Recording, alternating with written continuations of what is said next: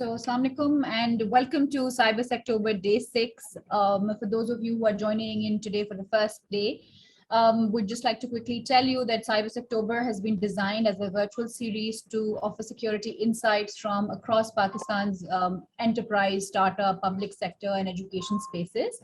And we hope that at the end of this virtual exercise, the results that come out of it really benefit or keep the debate open and alive on how the overall industry can benefit by becoming leaders in cybersecurity. One of the challenges that all of us have identified overall has been that due to COVID and the acceleration in digital transformation that has taken place in cross-industry verticals, we've also seen a rise in cyber attacks all around. And particularly today's session will be focusing on state level cybersecurity, where we're talking to a couple of regulated industries, because it's critical. It's a critical place in the cybersecurity ecosystem, particularly in three areas where we are responding to cyber incidents, we are trying to protect critical infrastructure, and of course also supporting the development of a cyber workforce.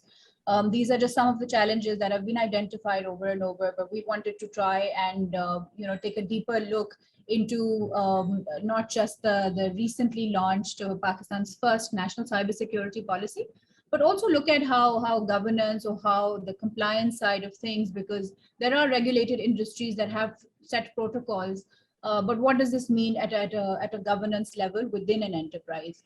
So today's session is focusing on the public sector and policy side of things. And we all know that in the last couple of months, we've been hearing about a lot of these large financial institutions and others that have been victim to cyber attacks. And we want to shift the focus and actually develop a playbook on what Pakistan needs to do today in order to improve its cybersecurity posture to deal with any threat in the digital domain. So as digital acceleration picks up, we also want to see if we are of course building a cyber safe Pakistan. So today's session, the panel discussion will be led by our partner, the CEO of Comtel, Ashraf Faisal Khan. He's also been our advisor for this program. With this, I'd also like to mention that this entire series was brought to you by Trend Micro, CISO Forum, Titanium by Rapid Compute, as well as Comtel. So we'd like to thank our partners here for helping us bring this event and the series live. And with this, I'd also like to quickly, announce all my panelists for today. We're very thankful that all of you could take out the time. I'll quickly do brief introductions and then we'll dive in, and I'll hand it over to Ashraf Saab to take it on. So we have with us Shafiqur Rahman, who is the CIO at NCCPL. We have with us Khwaja Asif Ahmed. He's the head of risk and compliance at NIFT. We also have Mubin Ashraf, who has an MPhil degree in Defense and Strategic Studies, and she's currently working as a cybersecurity policy researcher. We also have with us Jawad Khalid Mirza. He's the co-founder of CISO Forum and also the chairman of the Security Forum at Pakistan Banks Association. Dr. Rafi Ushan will be joining us later. He's got a slight engagement that he's busy with, but he will be joining us later. So with this, Ashraf Saab, I'll hand it over to you and let you take the lead on this. Thank you, Aksa. First of all, thank you very much for being here. We have very diversified panel over here. So I'm just going to keep questions, and I'll start off with Jawad, and then I will request other panelists to answer that. So as we are talking about if how are the policies, how are the frameworks, and is the government doing enough? So my first question to our panelists is, what can actually government do to improve the overall cybersecurity posture? So I'll start with Jawad, and then we'll move to the next panelist. So Jawad, if you can give your insight, because you have very diversified experience, worked in different organizations. You're heading being a CISO in a bank, and then you are a chairman of the Pakistan Banking Association as well. So if you can open up, and then we can move to the next panelist on that. Your mic is mute, Jawad. Let me answer this. It's a diversified and very big question to answer. Let me start with the public sector thing. I had been associated with the public sector entities earlier. I think there is a lot to be done in public sector on cybersecurity side. We had witnessed on FBR thing And I think there are a lot many things which are running on currently on the public sector, which is unknown or unearthed yet. I think we have to realize now with the upcoming cybersecurity policy, I think government has realized this fact that cybersecurity is a challenge for them, and lot more pressure. They have having a digital Pakistan flag on their chest. I think there is some realization on this aspect at the government of Pakistan level, that is an important subject to deal with. Rather with going with public sector and talking about the private sector, especially industrial sector, they are quite, SCCP comes up with the regulations, but I don't think they have yet adopted those guidelines in a literal spirit. But as far as banking sector is concerned, our regulator is quite stringent about its regulation, and they come up, State Bank come up with a very hard stack that we have to follow their guidelines and regulation and stuff like that. But upcoming regulator, there's a telecom regulator. Earlier it was very weak, but now they are coming up with some stringent and quite prominent guidelines on cybersecurity. I think public sector yet to do a lot of things to to overcome this challenge. This is my take on this. Great. So as you mentioned, you work for a very regulated industry, and State Bank, I know for sure because we work with a lot of banks. It's very focused on cybersecurity, and in terms of regulator, if I may say, they are the leaders. That might be correct, right? So yes, Shafiq Saab, moving on to Shafiq Saab. Shafiq Saab, what do you think on the improvement that can be done in terms of the cybersecurity posture in Pakistan? Yeah, thank you, Asher, for giving me this opportunity to speak with this August forum. So there is one basically index known as the GCSI, the Global Cybersecurity Index. So if we have a look at that, and there basically it is categorized in different areas, and there are certain points related to each area. So there is a framework and a policy area as well in that index. Pakistan currently ranks at 79 in that index amongst the 160 countries overall. So among these 160 countries, there are territories also, just to explain you, because if you take the example of like West Indies, they are a good friend of ours. They play cricket with us also, so everyone knows them. So we all know that West Indies have different kind of islands that combine together to make the West Indies, like the Barbados, the Trinidad, the Tobago, and etc. There are 6, 7 more. So all of these territories are, mentioned in this list separately, and they are ranked separately. So it's kind of easier for them to have the rules and implemented in their smaller areas and get on the top of the list. So this is the kind of disadvantage in that list, in that index for Pakistan. But having said that, let me come back to that point related to the cybersecurity indicators of the framework and the policy area, that category. So in that category, we have 4 areas. And the score for this particular framework and policy is like 7% of the overall score. And unfortunately, Pakistan ranks a big 0 in that area. So what are the 4 different areas in this particular indicator? So there is one cybersecurity policy unit. So that relates to forming an organization at the government level. You have to have ministries working there. You have to have different departments reporting to them. So that is being ranked at 0. There is a cybersecurity policy coordination format.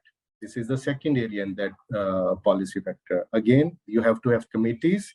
You have to have working groups who push the things down the line and implement different initiatives. Then there is a cybersecurity strategy area. You need to pass on regulations. You need to pass on different acts through the assembly, to the cabinet. You need to pass on orders.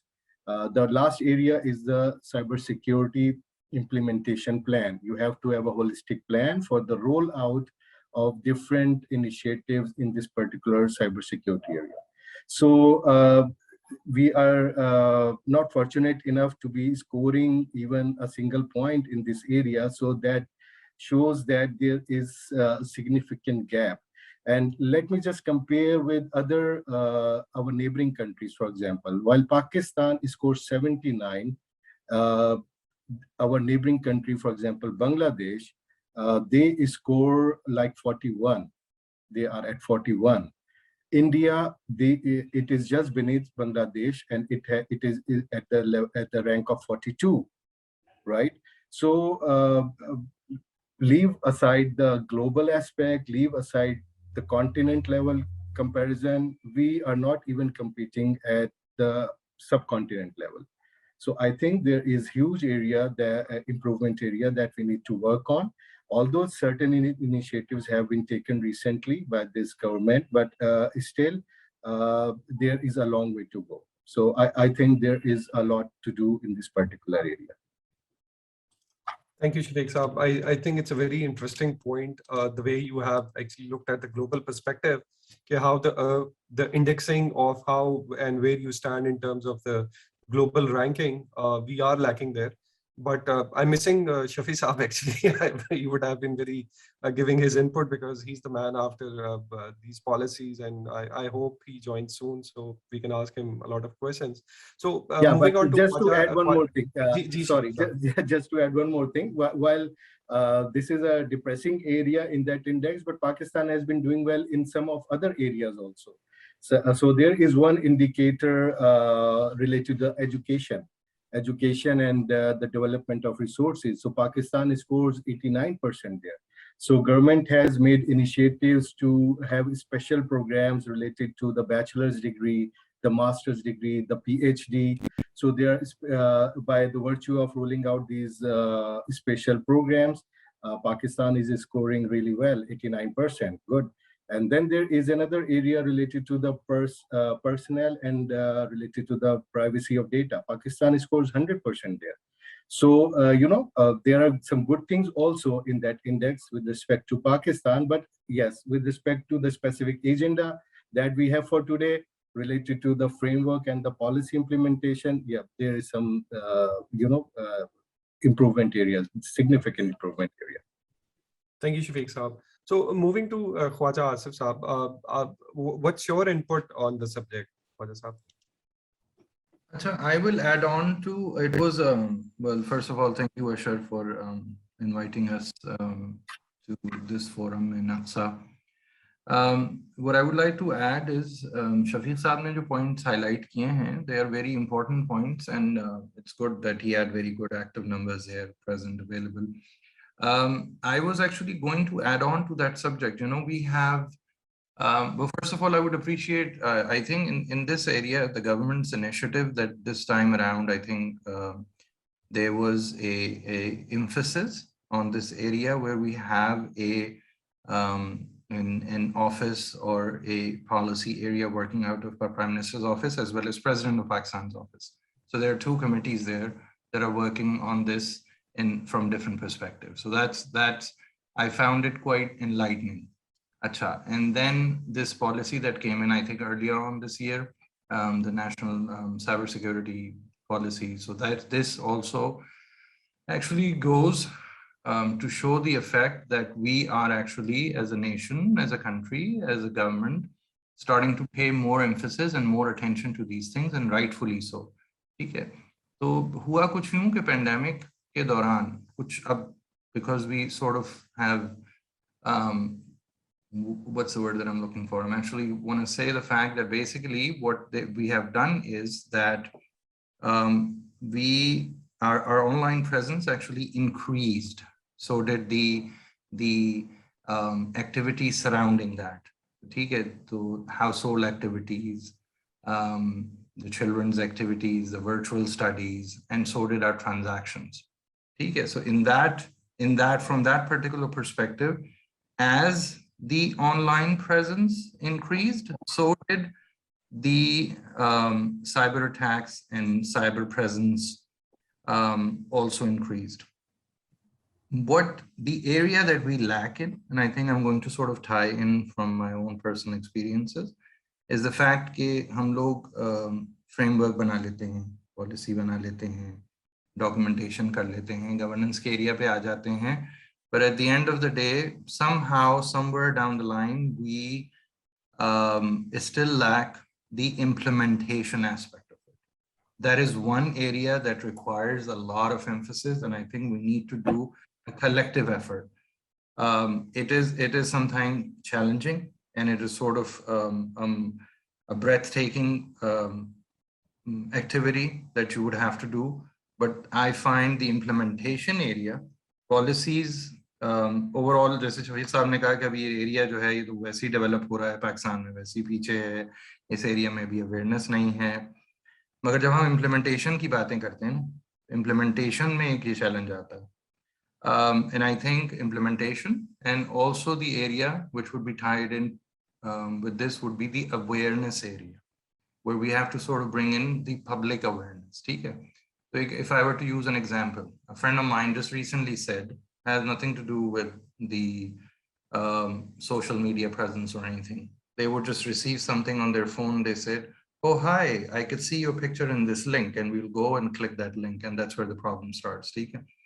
So that aspect of it, bringing that to public, and then actually sort of building up upon it. So that requires a lot of work that needs to be done individually, collectively, from the organization perspective, from the governmental level, and so forth. Thank you, Khwaja Saab. I think it's a very interesting point which you brought up, because dealing with security, we believe, and if you look at the stats even, the awareness campaigns in most of the organizations, they actually manage up to 80% of the breaches, because they mostly low-hanging fruits are spear phishing and stuff like that, where unknowingly you'll click something which you're not supposed to do, right? And secondly, as you said, in terms of the technology integration perspective, you have the policy, you are trying to implement, you have the framework, you have a security policy, but in your experience you face, there's a lot of technology challenges in terms of implementing the technology, putting the technology to use as well. Just a comment, that's why one of the reasons that MSSPs are growing globally as well, and most of the people are looking at outsourcing function as well.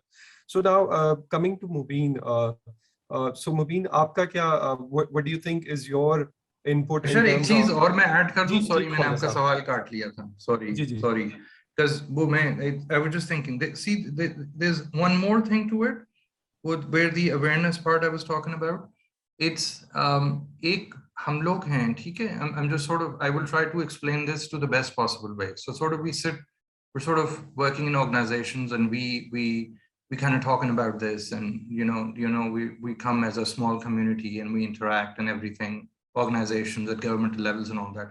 फिर एक आम आवाम है, ठीक है, the common public, जिनको हमें इन dangers से, इन चीजों से हमें protect करना है. So there lies also this huge disconnect, और उसको किसी तरह हमें transpose करना है. We have to transform that, and we sort of have to, and I think that's where our responsibility somehow becomes twice increased, कि हमें वो किसी तरह somehow, मतलब this sort of becomes my passion in a way, कि वहां तक आपको एक आम आदमी की समझ तक पहुंचाना है कि भाई ये आप अगर इस तरह करेंगे तो ये आपके लिए बेहतरी है. अगर आप जो, क्योंकि अब अगर हम ऑनलाइन ट्रांजैक्शंस की बात करते हैं, डिजिटल रेल रोड की बात करते हैं, सेपरेट टॉपिक है, sorry I am just bringing it here, मगर अगर हम बात करते हैं, और फिर सिक्योरिटी, सारी बातें साइबर सिक्योरिटी वहीं पर आती है, क्योंकि हम उसी तरफ जा रहे हैं. Regulated entities, we are also increasing that from my organization perspective, या कैसे पर्सपेक्टिव से भी मैं बात कर रहा हूँ, तो हमें वो एक बहुत बड़ा चैलेंज हमें fill in करना है. Thank you. Sorry. Thank you, no worries. Thank you, Khwaja Saab. So Mubin, coming back to you, what do you think the government can do actually to improve the total overall cybersecurity posture? So if you can just enlighten us with your views. Thank you so much for asking me this question, and thank you so much to the team for inviting me as a panelist here. Although my other panelists have elaborated in a really good manner about how we can improve the cybersecurity posture here, but I'll focus on three things first. First is to break down the silos. Like now, although we have another other part of the discussion that is focused on public to private partnerships, and we have these collaborations in that part of our discussion. But here I want to focus on to break down the that environment where the government is working. I'm sorry, so it's not just the government, it's the government entities that are working privately, like in silos, and the private companies, they're working on their own ways, in their own ways. And I think that that is the reason the cybersecurity policy has actually highlighted the public to private partnership, though there are risks associated to all these things, but I really think that it is the need of time. And secondly, when it comes to organizations and the systems, to ensure a cybersecurity posture, good posture, we need to actually update the systems that we're working in. And we have seen in 2017, we have seen these things in 2015 also, and years back, and not just Pakistan. States around the globe have actually faced the cyber attacks. We have that WannaCry, we have NotPetya, we have where Microsoft vulnerabilities were exploited and the systems were not updated.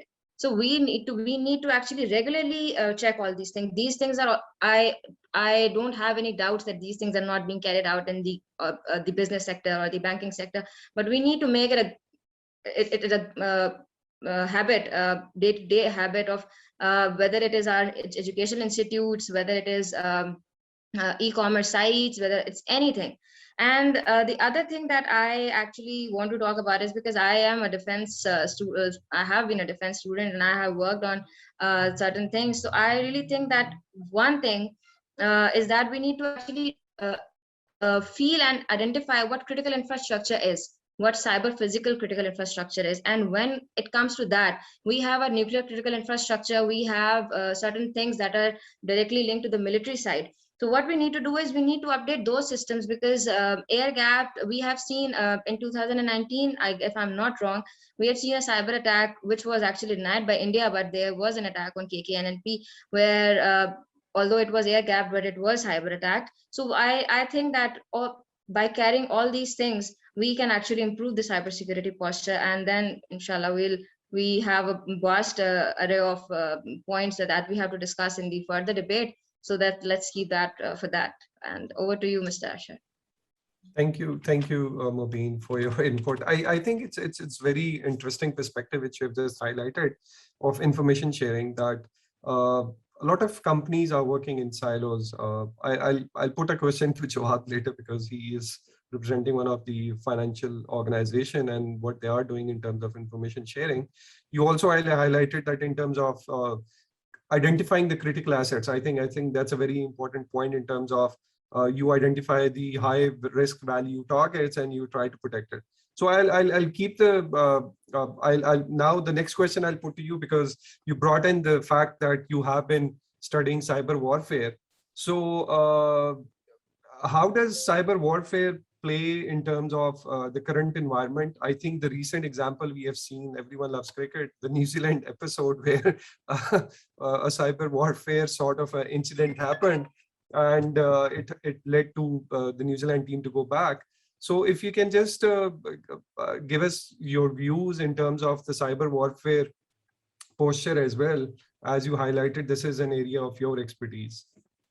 Yes, I have been working on the cyber warfare aspects for the last 3 years, and I really think first thing is we need to identify what actually is the difference between cyber warfare, cyber terrorism, cyber crimes, and all these terminologies. The prefixes and suffixes that are attached to the cyber term, they're actually not even studied in an elaborative manner here, and there is a gap. Like America and China, they're working on these things, they're expanding their offensive cyber capabilities in a large scale. But the theoretical perspective, because I know I have been idolizing while I was doing my research, and I was idolizing many of the cyber experts in Pakistan. But the problem where I was having a problem is that the practical knowledge, everyone is so good and they are great and they are doing awesome in it. But when it comes to the theoretical perspective, we don't have those academicians, those who can actually identify and those who can bridge the gap between these things. So first of all, the point that you raised is about New Zealand incident.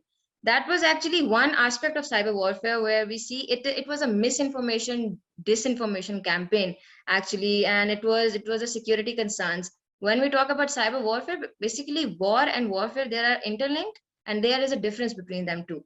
When we talk about war, that is a full-fledged war where if we talk about cyberspace, we have cyber armies fighting in the cyberspace, and no one controlling anything, no one militarizing anything, but just weaponizing the cyberspace.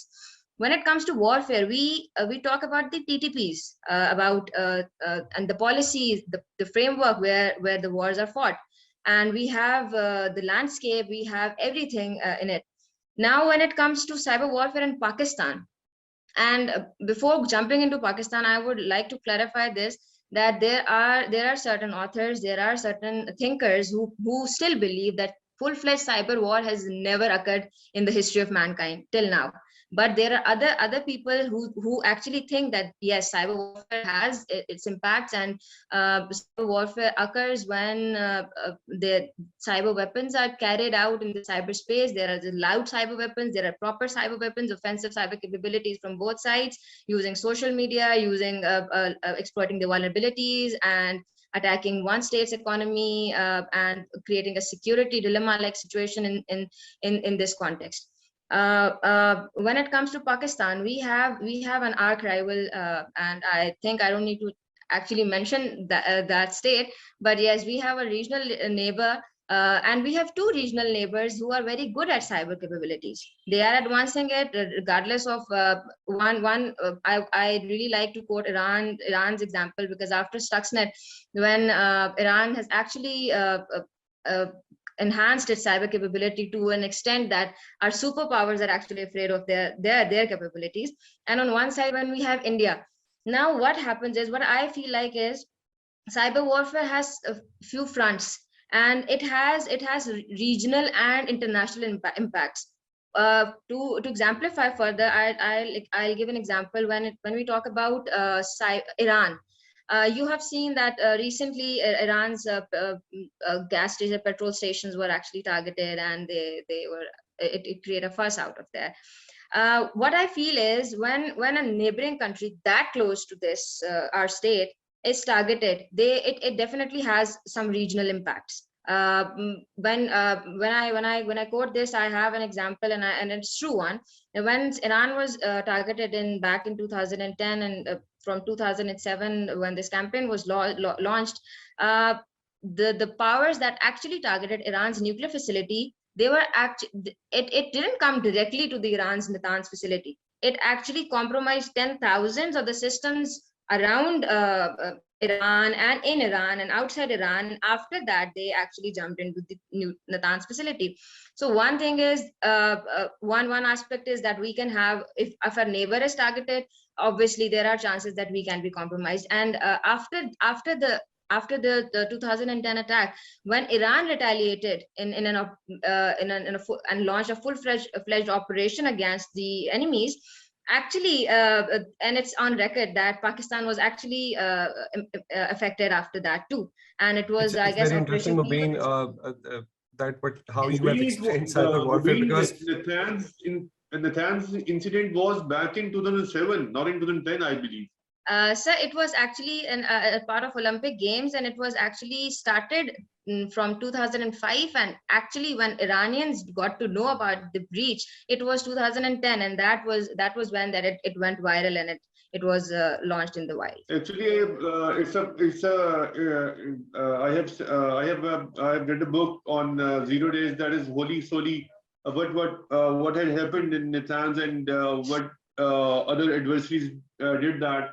Which a whole complete new story maybe, of maybe you need to share that book with Mubin as well, and it would help her. Yes, I definitely. That would be awesome. So coming back to a few points which Mubin, you highlighted in terms of information sharing, and I'm going to put this question to Jawad.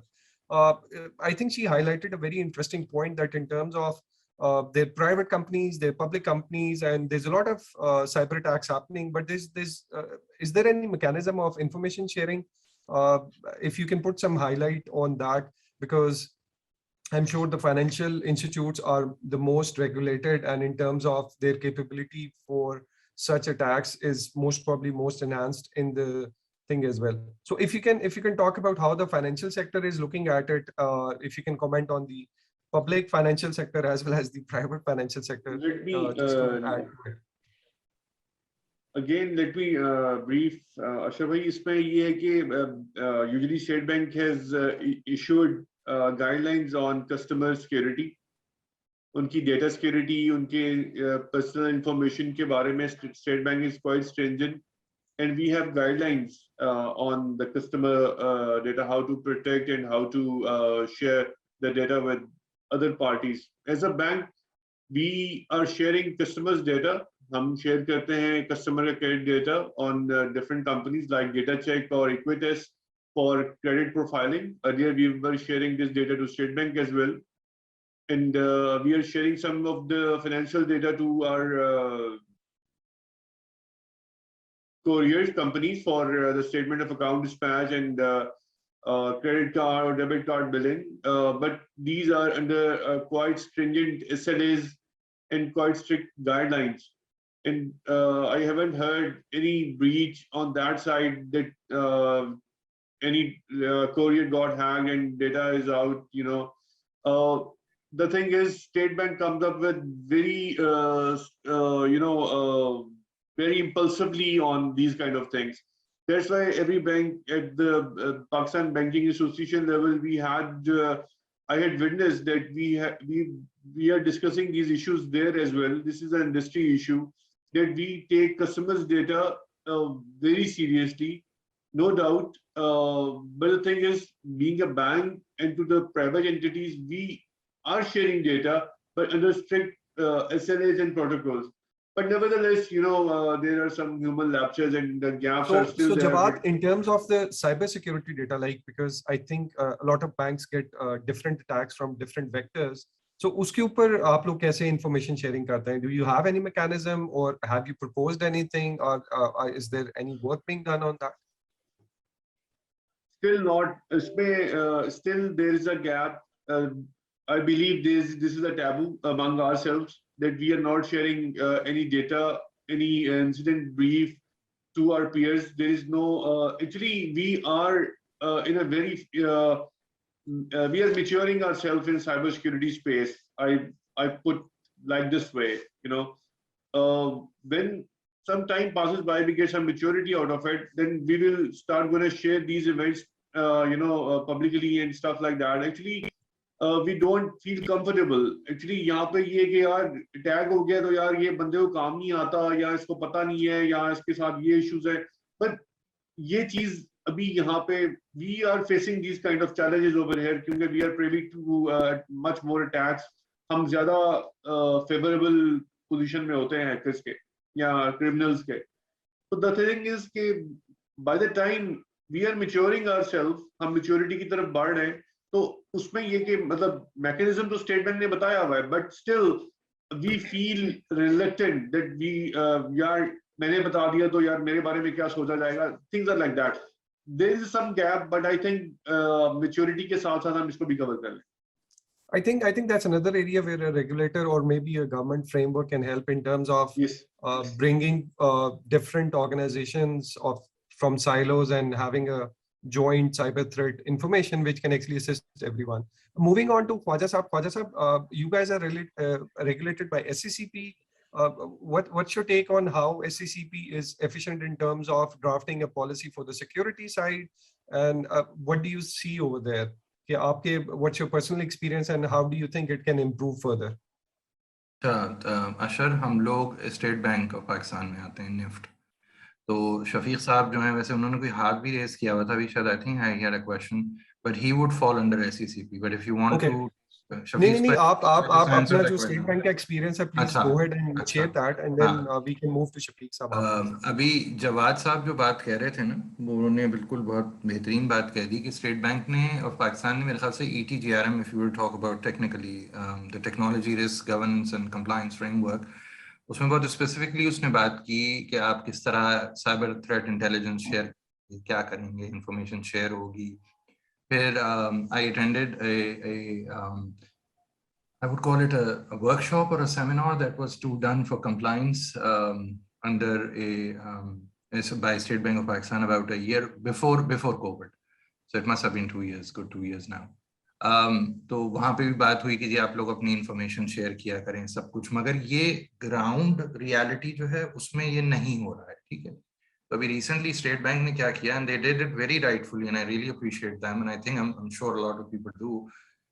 The fact के they started doing the hand holding, उन्होंने कहा जी खुद से तो ये होना नहीं है. तो right from the office of deputy governor Seema Kamil साहिबा के साथ and PSD Sohail Jawad and everybody, they held the first session जिसमें उन्होंने एक सर्ट टीम बनाई, FI सर्ट उसका नाम दिया, और उन्होंने कहा कि अब हम we will take volunteers from different areas, from various aspects of FIs, DFIs, MBFIs, banks, and we'll form these voluntary groups, and we'll actually we'll work towards, we'll form these small sort of action groups जहाँ से हम इसको further formulate करेंगे कि हम इसको कैसे streamline कर सकते हैं. एक बात. दूसरी बात ये कि अब हमने एक active communication between state bank as a regulator and different entities हम एक फॉर्म करेंगे through social media groups, through emails, ताकि हम एक्टिव जनरेशन कर सकें, ठीक है. तो अब दैट बेबी स्टेप और the first rudimentary step has been taken.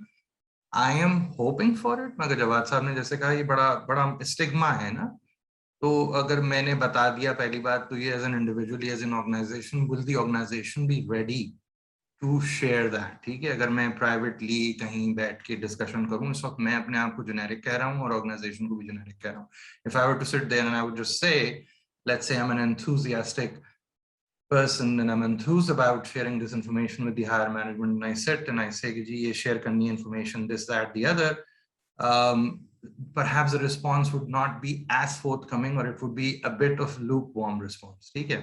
The good thing that has happened out of this is that the recent cyber breaches and the attacks that we have had, so we were notified as they were happening or as they were disclosed, and then the teams were able to take those actions if they were relevant to us. Okay, so that's one good aspect to it. Magar in that area of sharing, I think we still have to go a long way. Thank you, Khwaja Sahab. I think it's a very valid point, and as you mentioned, that State Bank is taking steps to actually create a CERT and a team for it, which can actually try to create or bridge the gap which is already there. You also mentioned the point that in terms of information sharing, when there was a breach, the State Bank is very forthcoming, and I've seen a lot of notifications coming in to different organizations to see if they have the similar threat factors in their organization. Shafiq Saab, coming to the same question, and as you work with SCCP closely as a regulator, so what's your take on this?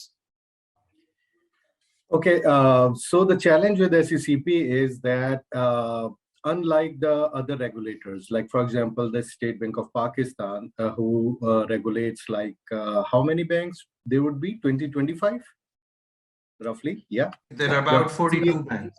More than 40, more than 40 banks. Okay, great. The PTA, that regulates the telecom sector, maybe 6 to 10, something on those lines, not more than that. So the challenge with SCCP is that there are like 150,000 plus companies that come under that. So anything that does not pertain to the SBP, the State Bank, or the PTA, so that is parked with SCCP. So regulating that number of companies is itself a challenge, right? So what SCCP is doing is that they are trying to categorize based on the risk profiling of each company. So they are targeting different sectors which are like more vulnerable, more prone to the attacks. They are first targeting on those areas, and then they would be, because there is nothing like zero risk. There is risk everywhere. But again, on the other hand, you have limited resources. The resources are really scarce. So you have to, whatever resources you have to put them at the right place to combat the attacks or whatever. So this is a strategy, the overall strategy that SCCP is taking to look into the critical areas first, and then carry out accordingly down the line. So for that matter, they are working aggressively with the insurance sector, the DFIs, the NBFIs, non-banking financial institutions. So they are aggressively working with them. And with that respect, last year in 2020, a cybersecurity framework for the insurance sector was issued by SECP, and they did a good job for that. And just recently in 2021 July, a cloud adoption guideline has also been promulgated, and these provide the full horizontal escape of from the commitment from the top, the board's involvement of any company in decision making, to all the steps to how to implement and how to take decisions, and to avoid the hostile company. So it talks about much and many aspects. So these are the few steps regarding the framework and the policy area that SECP has already accomplished. And currently there is a cloud adoption body being formed within SECP, who will actually be working within SECP, and they would be working with different sectors coming under their umbrella to monitor the adoption guidelines. And then they have also made a security cert as a regulatory body, who would be again doing different kind of exercises and drills, and they would be monitoring the cybersecurity area and the response, what kind of response would be required. So that regulatory body is also being formed within SECP. So these are the few initiatives taken by them, and I think they are moving in the right direction and working closely with different sectors coming under their umbrella. Thank you, Shafiq Saab. I think, as you said, it's if you look at the number of entities, I think most of the entities will fall under SECP, and there will be in hundreds and thousands or maybe millions, right? And new companies coming in. Yeah. So Ashar, I just had a comment on the previous discussion that was being taken with by Jawad and Khaja Asif regarding the information sharing. So what I feel is, just take the example of the last incident that happened with one of the major banks. So that damage was जो हुआ सो हुआ उस bank के साथ, लेकिन the real damage, I think, that was the misinformation that spread out on the social media. Yes. But yes. you would have seen Yes. would have seen a graphical representation जिसके अंदर सारे banks थे, सिवाय उस bank के जिसने formally accept किया था कि हाँ जी we were under attack. So that kind of misinformation is being rotated all around the social media, and I think that needs to be controlled somewhat. It's an interesting point, Shafiq Saab, because I saw that graph and it showed in percentage how much compromised. Yeah, exactly. Is. That's but I looked at an official statement came from State Bank of Pakistan, where they actually had their version of information, and then they shared their comment on that as well. So it's an interesting point from that perspective. Coming to Mubin, you talked about silos, you talked about critical infrastructure and all that. My question to you is, what do you think in terms of partnership, a private and a public partnership, what can be achieved? What are the areas one can look into, and how it can help the overall cybersecurity posture? Agar aap us pe kuch, if you can shed some light onto it. Yes, sure, sir. Actually, it's a very pertinent point, and it is actually raised in the cybersecurity policy that we have just seen in the July 2021. And it actually emphasizes on the public to private partnerships. But I have a few concerns about it, because I think I'm a great supporter of this partnership. But we have already many times we have seen this as well, that it's been said that civil military cooperation, there must be civil military cooperation, and there must be all these things.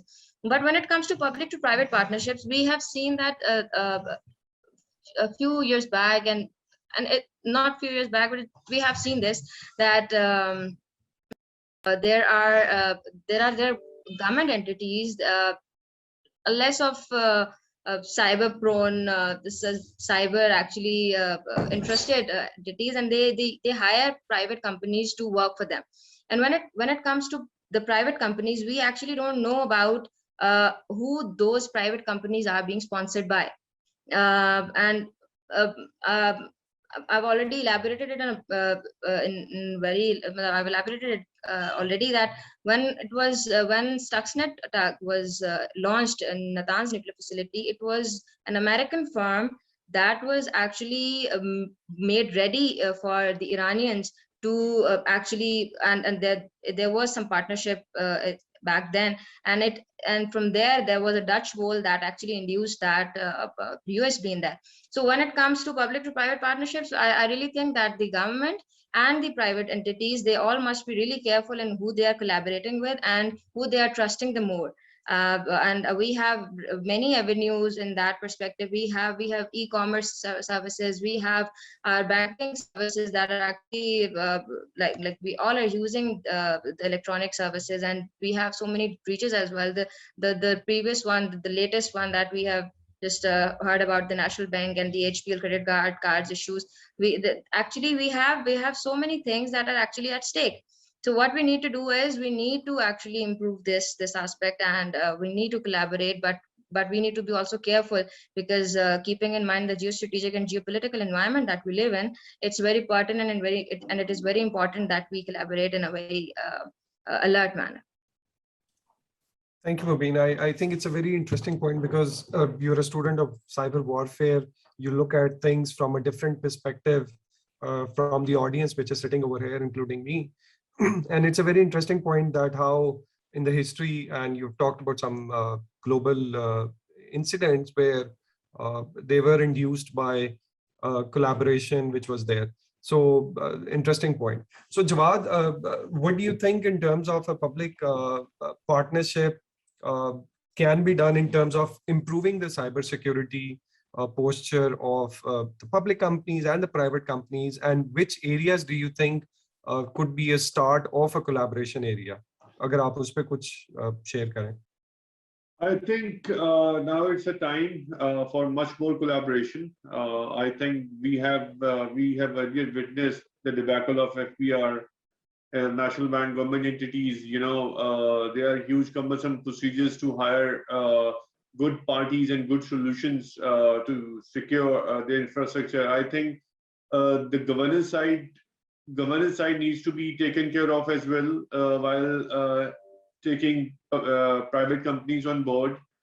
The thing is, we have to develop a trust and capacity as well for the local partners to be, you know, that much capable while doing this stuff. You know, for extreme investigation extreme investigation and forensics, we tend to see foreign companies, while we don't have any capacity and you know, we haven't built yet. I think हमें पहले अपने for the public sector we have to normalize, we have to see the PEPRA rules, which definitely FBR is also in a pain for these things. And I have witnessed that PPRA rules are hell enough to deal with, while having good partners for the public sector. I think that area needs to be addressed first. Then partners are there, good companies are working. They are working in with Ministry of Defense, apex agencies, different government organizations. I think we are capable enough to deal with these things. I think first of all we need to address the governance issue first. Shafiq Saab, coming with the same question, what do you think could be areas of collaboration between public and private partnership areas where one can start with to improve the cybersecurity posture?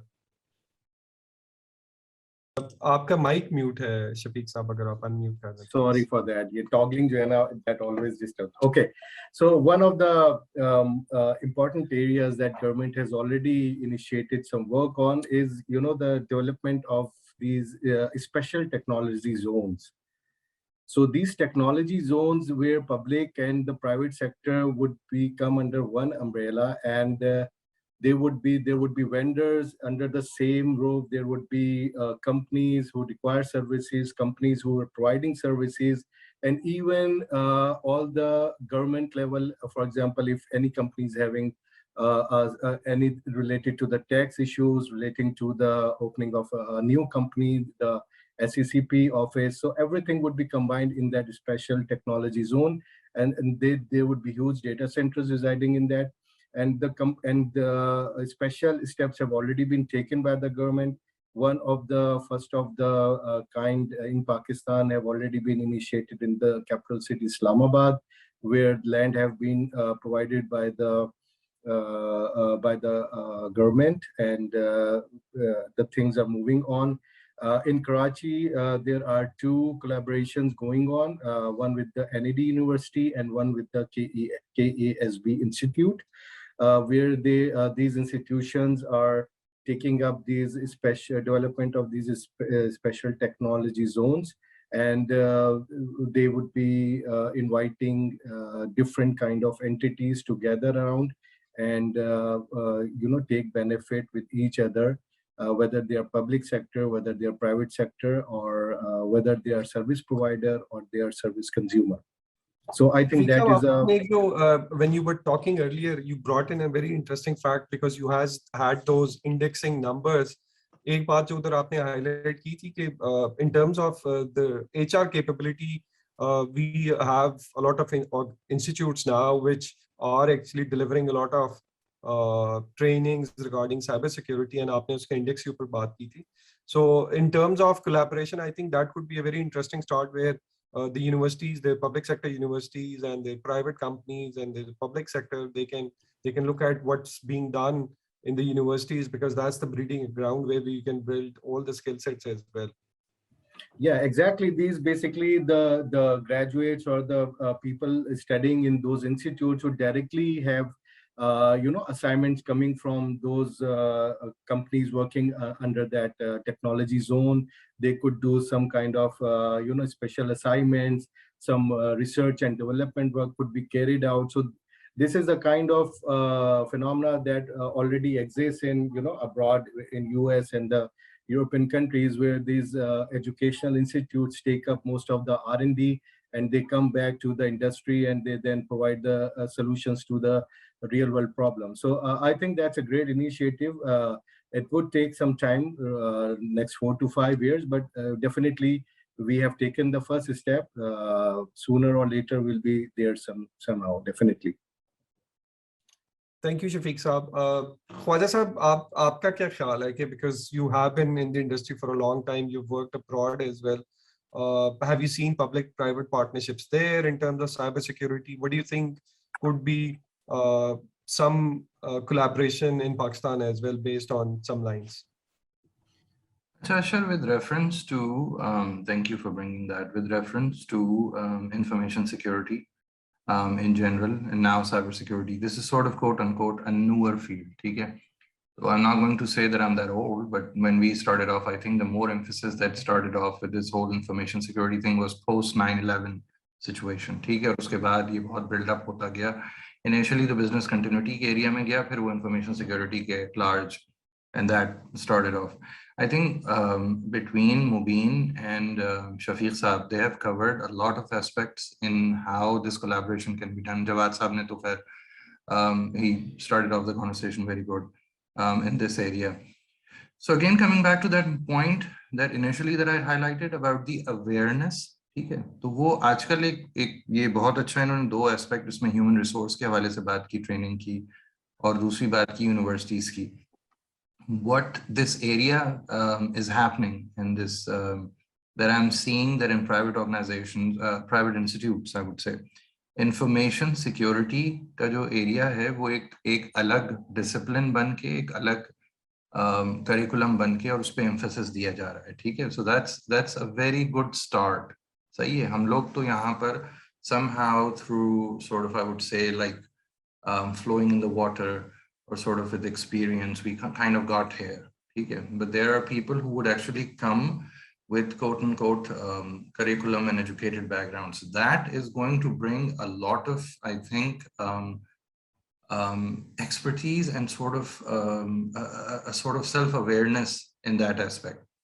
जिस तरह के ये यहाँ पर ये seminars और ये sessions किए जाते हैं, इस तरह से I believe that a lot of such seminars and arrangements जैसे State Bank of Pakistan ने किया, SCCP is increasing. ठीक है, जब मैं अभी मैं पिछला आपने मुझसे सवाल पूछा था तो पिछली दुनिया में मैं SCCP के अंडर आता था, and I've been going back and forth with State Bank and SCCP. अच्छा, SEC somehow just acts differently और उनका focus थोड़ा सा different था, मगर अब somehow I see that both of them are coming slowly up to the par. State Bank of Pakistan is more sort of, I would say the word that they are more, their focus is more increased in this area. Okay, so that I think that hopefully inshallah we would see in few years that this gap can be further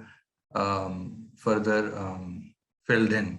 ठीक है, जो अभी हम cyber warfare और cyber ये war की बात कर रहे थे हम, तो we don't need God forbid any battles or wars now, as far as you know, that the world has already seen the sort of apocalypse that we have seen, as Mubin Ashraf correctly highlighted, कि हमारे बराबर में जो दो countries के नाम लिए और the whole geopolitical and evolution that's happening now, we don't need to have that kind of warfare now. We don't need to have in that situation. Now this all can happen with just simply with one click of button, and it's going to be a disaster. It's going to be a catastrophe. Hopefully, अगर हम ये awareness और ये चीजें हम increase कर सकें, so I guess that is going to put us on a right path. Thank you for this. I think Dr. Rafi is here. We were waiting for him anxiously because I think from the government perspective, he's the right man. He's the man who has been after the cybersecurity policy, which is out. I had a discussion with him, I think a couple of months ago, and he enlightened us in terms of what the government is doing. Rafi Saab, can you hear us? Yes, I do, G. Just give me a minute. I'll just try to settle myself and I can join you. Okay, no worries. So we'll go to Rafi Saab in 2-3 minutes. So I'll come to Shafiq Saab. Ashraf Saab, if I can just, sorry, Yeah. you want to have a question? Yeah. I have a question for Shafiq Saab. I was just throwing in a question. Yeah. So Shafiq Saab, I like the way you have done the numbers and all that. Do you have some statistics in terms of how the cybersecurity affects the socio-economic of a country as well? I mean, do you have any numbers which you can share with us, or do you have any input over there? Yeah, perhaps there was a kind of assignment that I did recently, so I could share something from that. So basically, these indexes are really they really give you a real insight on how the things are moving. So we already talked about the index on the cybersecurity. So there are other indexes as well. For example, there is a digital development level index, which is based on the two further categories. One is the ICT development index, where Pakistan is at 148 amongst the 160 countries, right? So we are far, lower down the list. And then there is a network readiness index as well, where we stand at 111 out of 160 countries. So, when combining all three indexes together, the ICT development, which relates specifically to the infrastructure development within a country related to the digital transformation, and the network readiness index and the cybersecurity index, if we combine three, then my take on that is that it is directly proportional to the economic growth of the country, right? So just for example, I'd like to again, I had shared some example of Bangladesh and India with respect to indexes. So just carrying that on forward. So Bangladesh was ranking 41 in the cybersecurity index, and we all know that GDP is a great measure of economy of any country. So the GDP per capita income for Bangladesh is like $2,064, right? And if we compare India, who is also like at the same level of Bangladesh with the 41 rank. So its GDP per growth is again 2,338, very comparative to India versus vis-a-vis the ranking where both of these stand at 41. Now comparing Pakistan, who is like standing at 79 in the ranking, double the rank of both these countries. So again, the GDP per capita of Pakistan slashes into half. So it is now 12,050 roughly on that figure. So what we see, that's all my own statistics. So there's nothing, written anywhere on that. Interesting, So interesting, that's my own Shivik. analysis of that. Yeah, it's very interesting to know that you've looked at the numbers and you've seen how you can correlate the security index to the socioeconomic GDP. That's very interesting, and to know that as well. Dr. Rafi Saab has joined in as you were the most awaited person in the group, because the discussion which we have is around what the government is doing. Is it enough? What are the plans? How do you see it being implemented, and what's your take on that? Rafi Saab, over to you, and if you can just tell us what's happening from the government side on the cybersecurity front. Thank you so much, Ashish Saab. My apologies. I promised for the time, and then there was a meeting called at most one of the Apex forums, so I could not say no, because I mean that's how the government works. So apologies again, but yes, cyber is one of, I think, the key initiative and key agenda items at Ministry of IT as well, because it's not just with that there's an ecosystem within the cyber which need to be promoted, but to leverage the Digital Pakistan agenda forward. Cyber is one of the baseline which need to be sorted out before digitalization and any meaningful digital service delivery has to be enabled. So, zooming out, we can see that, the first ever policy, in the last 1 or 2 decades, until it's been the subject of focus, is out this year. So that's kind of a icebreaker that people have started talking about it. The subject has been mainstream.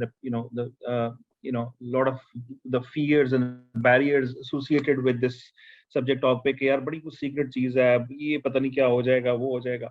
So that has been somehow been challenged with this policy. And if you see as a subject matter, it's something which is like more open, where interaction between organizations and the people and the technologies has to be enabled to understand what's happening in this whole domain.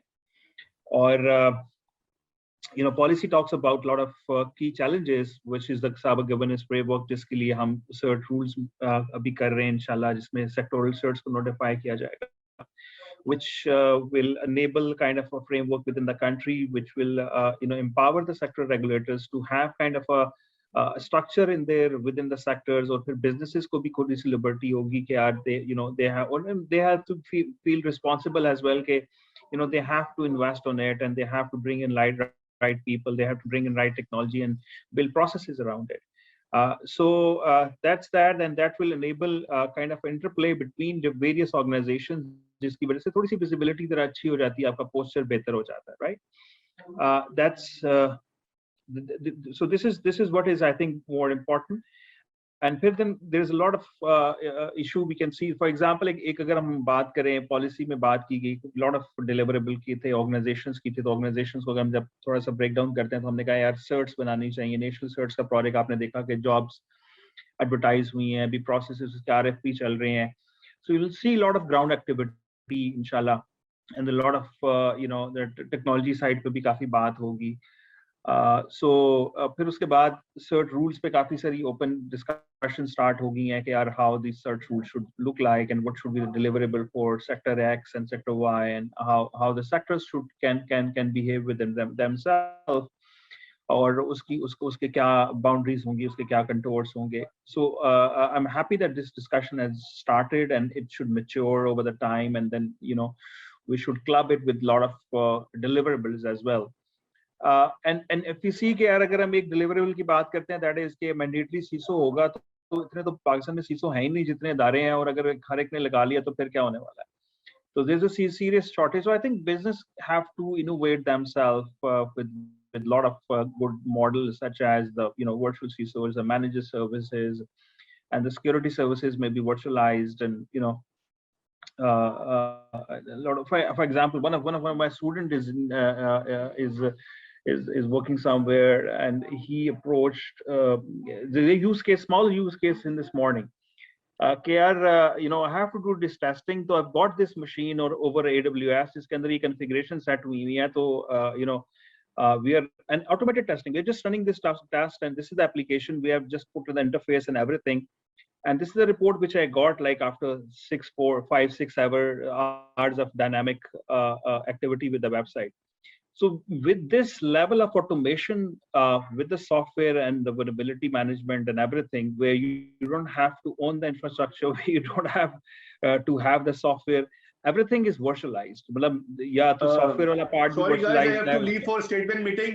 Thanks Aksa, thanks Ashraf bhai for having me on the session. Inshallah, see you soon. Inshallah. Bhai, thank you so much for being with us. Inshallah. Thank you, and I hope you're taking some of these points to your meeting. Sorry, Rafi Saab, you were telling about the use case. So जब ये सब कुछ इतना automate हो रहा है और already exist कर रहा है, शायद हमारी लोकल मार्केट इन डायनामिक्स से शायद एक्सपोज नहीं है. So with this demand coming up from a lot of sectors, I think we'll see a lot of supply initiatives as well, such as the managed services, managed security services, a lot of that.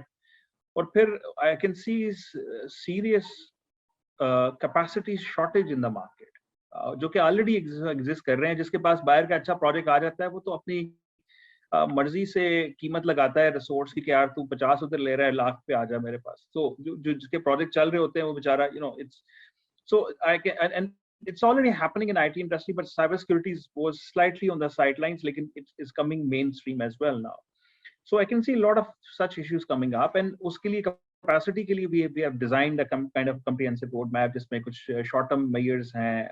For example, one of the short-term measures, we are doing the certification tracks with various organizations. One of the medium and long-term initiative which we thought would be more productive was the CDF and the challenges, cyber hackathons, where we are basically enabling that infrastructure for our professionals to get in touch and get aligned with the thing, so ताकि community develop की जा सके. And my objective was because this is the excellent project executed by one of our most precious organizations, Ignite lead कर रहा है उसको. And our objective was to basically synergize the community, cybersecurity community. So उसकी हमने जब applications open की, तो we had over 3,000 applications who wanted to be part of this ecosystem.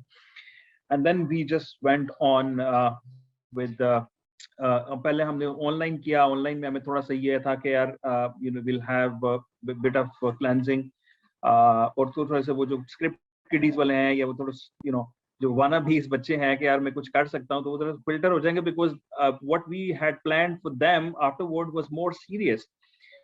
तो उसमें we filter around 60%.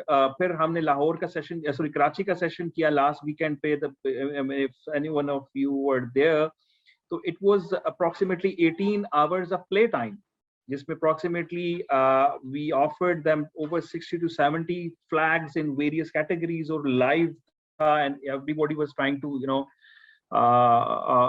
aligning themselves on the task, and there was a visualization. उसके बाद फिर हर category के winners थे. The same is happening this weekend, 6th and 7th in Lahore at Fazermi Institute. So if you are in Lahore, want to visit it, please do come visit us. You'll see that kind of technology is one of the we have reviewed it as one of the best in the market out there, जो कि CTF को दे रही है. And then we'll have the final in semi-final Islamabad and the final round in Islamabad as well. So this is another initiative के वो short term, medium term पे capacity वाली side पे काम करेंगे, and there are some long term objectives as well, जिसमें degree programs हैं, जिसमें ecosystem enablement है. और फिर obviously हम sector regulators को भी कह रहे हैं कि they should run their own programs for promotion and capacity building as well. So that's one of the aspect जो कि demand side पे था. दूसरा शायद हमारा cloud policy पे मैं इसलिए बात करूँगा. It's not the core agenda at right now, but the thing is because it does affect the cybersecurity industry as well, because जब cloud में government ये कह रही है कि anyone can set up a government cloud in Pakistan and deal with the personal public data. So there is a huge market, unfolding. So usme phir there's a lot of requirements on the compliance side. The company need to gear up with the tools and technologies and capacity so that they can offer cloud-based services, and obviously have the capacities to, deliver the compliance on the cloud infrastructures as well. So this will come up as well in the coming months or so. So, and most importantly, Data Protection Act, which is not purely cybersecurity, but on the privacy side, but there is a national overlap between the two domains, which we cannot ignore. So, वहाँ से भी काफी demand side की चीजें generate होंगी. For example, अगर एक requirement आ जाती है कि यार every big data processor controller need to have a digital privacy officers, data privacy officers. So we have to ask ourselves, do we have enough people in our country to have that kind of a capacity to, help data processors and controllers? So that's from my side. If there are any specific questions, I can just answer them. So you talked about, a bit about a lot of things, and we actually thank you for all the efforts you have put in terms of pushing the cybersecurity agenda for the country. You talked about the short-term goals, you talked about the long-term goals. When do you think we can start having some actual impact of what you're doing right now? Do you have any timelines for that? How do you look at it? Well, impact on the national level, the posture of the cybersecurity should be start improving as of now. Next, your international ranking ITU ki, we should have a significant improvement on that, because a lot of things which were not there previous year will be enabled. National cert khadi ho rahi hai, policy aa gaya, strategy ban rahi hai, capacity ke program shuru ho gaye, collaborations ho rahi hain. So a lot happening. So ek to immediate to aapko ye visibility nazar aani chahiye. फिर organisation थोड़ा सा, एक तो ये incidents भी हो गए जिसकी वजह से थोड़ी सी सेंसिटिविटी, हम वैसे भी कुछ ना कुछ हो जाता है तो फिर हमें ख्याल आता है कि यार, and we are just reactive approach normally जिस तरह से होती है. So we all understand that this is something which is important. तो उस पर भी थोड़ा सा डिमांड साइड पे हमें सर्ज नजर आएगी, कैपेसिटी साइड पे भी हमें सर्ज नजर आएगी कि there is lot of software demand and compliance demand and standardization के against हमें deliver करना है. So एक तो हमें, और ground activity भी जिसमें बताया कि national cert काफी सारी ground activity start हो चुकी है. अब sectoral certs वाली side पे आएंगे तो वहाँ हर sector ने अपने आप को mature करना है. Imagine a country with like 17-18 regulators जिन्होंने अपनी certs structures खड़े करने, HEC ने हैं, SSC में, and a lot of them are actually doing a lot of good work already. So उनको जरा स्केल अप करने की जरूरत होगी, तो वहां पे भी आपको काफी फिजिकल एक्टिविटी नजर आएगी. I want to quickly add in a question here, if I can. So, Dr. Rafi, before you joined in, there was a lot of obviously conversation on the different regulators that exist, whether it's SECP, whether it's State Bank, whether it's PTA, and each one of those regulated industries doing their own bit. I know that this Ignite ki jo puri effort thi with the cybersecurity hackathon, a lot of it also targeted and was looking at this. I don't know if Dr. Rafi is still here. Sorry. So my question to you would be that in terms of regulators, how open are they to developing sort of like a playbook, perhaps? Because you talked about a lot of these recent incidents. It's not like 10 saal pehle is tarah ke incidents nahi ho rahe the. Obviously, with digital acceleration in each industry, we're just seeing more and more of it. Big utility companies have been hit, big healthcare, pharma, other industries have also been targeted. What does it look like if we want to develop a framework or a playbook? This is what the industry guideline looks like for someone to look into the best practices that have helped these companies come out of that cyber attack at large. Because that remains a challenge. Log is cheez ko Yeah, discuss. so the answer, I think the swift answer to the question is, the cert rules under PCA section 49 and 51I empowers the federal government to notify certain sectoral certs और उनके कुछ KPI deliver करेगा. तो उस KPIs में जो हमने उनके साथ discussion किया, तो there are various deliverables which they have to leverage. For example, यार आपने policy बनानी है, sector की policy बनानी है. So PTN अपने सेक्टर की पॉलिसी मेरे ख्याल से बहुत पहले बना ली थी, फिर उसकी स्ट्रैटेजी बनानी है, फिर उसके साथ बहुत सारे प्लान्स बनाने हैं, और ना सिर्फ बनाने हैं, वो जमा भी करवाने हैं, राइट. और फिर उसके साथ बहुत सारी फॉर एग्जांपल और डिलीवरेबल्स हैं, जिसमें उन्हें बीसीपी प्रोग्राम, बीसीपी है, डीआरपी प्रोग्राम है, वीए का प्रोग्राम है, बाकी टीआरएस हैं, उसके सेक्टर के अंदर उसने कैसे क्या करना है, कैसे करना है. ऑब्वियसली वो रेगुलेटर है, एम्पावर्ड है, and obviously they have to do that.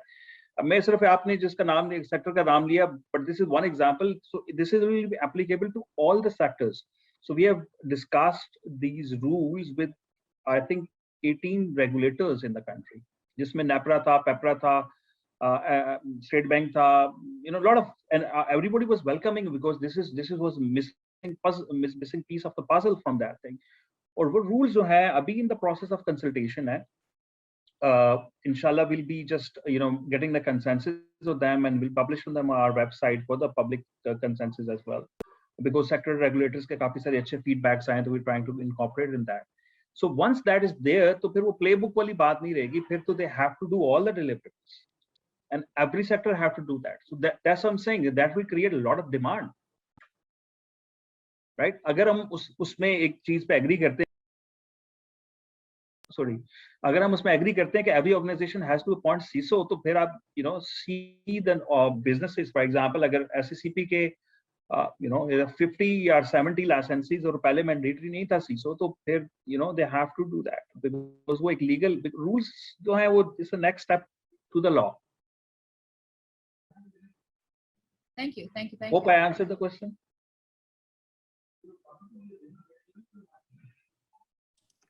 Great. Dr. Saab, एक और चीज बताएं कि you talked about the short-term goals. What is the ultimate goal? If you talk about the long-term goals you're looking at, so what do you think or perceive, or what your vision is the long-term goal which you achieve, and you say, then you can say, ultimate okay, long goal, something. Ultimate long-term goal we all share is a secure cyberspace for Pakistan, free of all the such issues we can have. Our digital interactions with our with our government and businesses and the citizens with a peace of mind. But obviously that's not something which is easy to achieve. We can have a relative secure environment where the people trust the systems where they're interacting, चाहे वो banking के systems हो, चाहे government के systems हो, चाहे वो businesses के systems हो, तो उन पे ट्रस्ट एनेबल हो सके, उनकी डेटा उनका सिक्योर हो सके, एक सिक्योर इकोसिस्टम प्रोवाइड किया जा सके.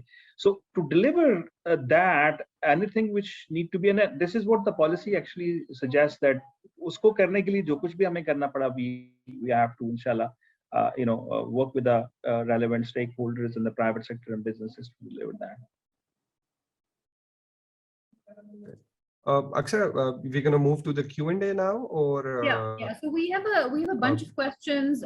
Some of them have already been addressed, but for example, like Kashif Saab from JS Bank, he looks after IT governance. There he's asked a question on, we have a very, traditionally we've always seen that we have a very proactive rather than reactive approach when it comes to cybersecurity. And he's talking about, we've got to be agile when it comes to being stuck in a waterfall. So what is it, this all has to come from the regulator. I know that Rafi Saab did answer some of this when I asked him about, how the role of the regulator changes, and especially those industries which are not regulated, for example, right now. So any particular comments from Mubin, Asif Saab, or Shafiq Saab, if you'd like to add into this? Sorry, Mubin, were you going to say something, or? Sorry, can you repeat a little bit about what? Sure. So the question was on, that the changing the approach from a reactive approach to a proactive approach, and it has to come from a regulator point of view. Where do you think, what are your comments on how this perception can change on industries which are regulated or unregulated?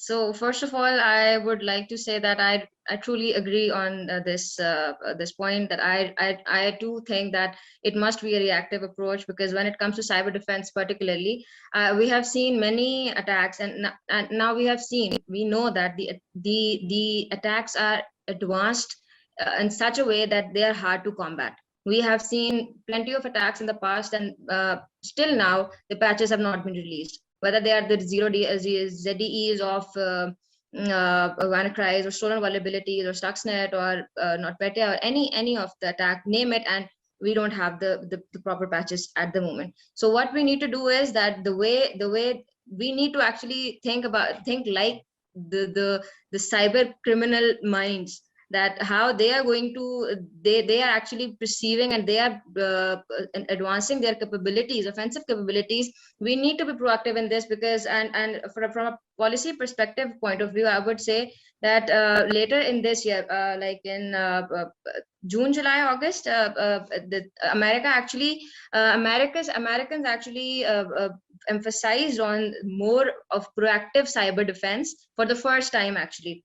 And that was, I was feeling really good that yes, now they're actually proving what I always used to say, that we should be more focused on the defense side, AI based cyber defense, or any of the defense we talk about, but not obviously no state can put themselves back when it comes to offensive capabilities, but yes, we need to be proactive, and we need to fight back the attacks, because there are plenty of them, and we don't know how we are affected and how we can counter them. So yes, I really want to say that we need to have a proactive one, and we should focus more on the defense side rather than the offense one.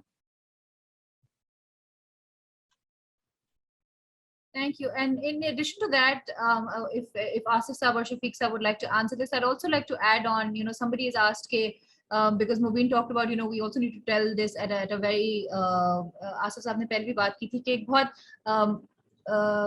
public level pe that information, that sort of knowledge needs to be passed on. Somebody has over here asked that in case of a cyber attack with respect to banking sector, how is the common person being educated, and what measures are being taken to address the issue? I know that all of us, receive those messages from SBP and our own banks, please do not click on this, but then a lot of these fake calls and all of that has been happening in the last couple of weeks, particularly with the rise in cyber attacks. Is there anything that you'd like to add in here? I can start off on this one. Basically, what we also discussed a bit earlier, rather than relying on the social media, there should be a unified channel of information being passed to the customer. So I believe that most of the common man, recently incident of one of the banks, also we discussed that most of the people relied on the social media in disinformation coming from different sources. And while talking to a few friends of mine, they have actually, stopped doing any kind of transaction on the bank. Okay, that was good enough not to take any risk, but was that really required? Was every bank affected with that? So these are the kind of questions that were in the minds of a common man. So what I feel is that there should be a unified process of information passing, which I should be knowing as a customer that, okay, information coming from this source is going to be authentic, and anything else is like a rumor. So I think that could be a good step to information passing. I think I tried to answer the question.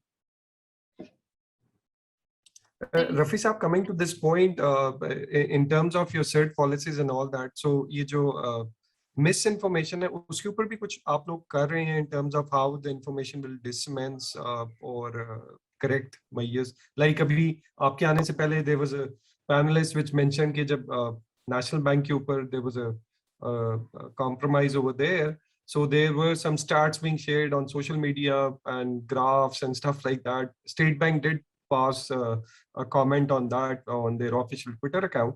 तो आप लोग कुछ information sharing के ऊपर भी कुछ काम कर रहे हैं from a cert perspective, because it's an important area as well when you look at the cyber side?